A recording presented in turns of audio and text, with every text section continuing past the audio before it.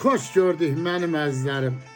Bugün sizlere Ulu Borçalımızın Kəpənəkçi elinin qürbətdə yaşayan şair oğlu İlqar Göyüşev yaradıcılığından 4 bətlik bir şiir paylaşıram. Şair yazır ki, qoynunda keçibdir gənclik illərim.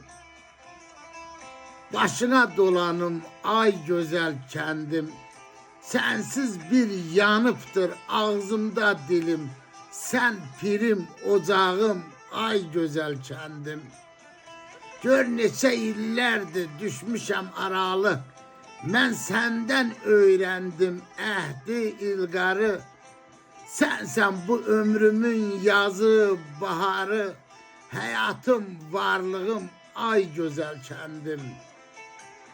Donar damarımda axan alqanım, qurbandı hüsnünə bu həsrət canım, ərmağan eyləyib uca Allahım, sənsən qibləgahım, ay gözəl kəndim. Əbədi dünyasan mənim gözümdə, boynu bükük gəzirəm yad eldə, bir arzum var, ölüm öz kəndimizdə, sənsən atam, anam, ay gözəl kəndim. Sensen atam, anam, ay güzel kendim. Eşk olsun Kəpənəkçi eline, eşk olsun Borçalımıza, eşk olsun Azerbaycanımıza. Sağ olun dostlar.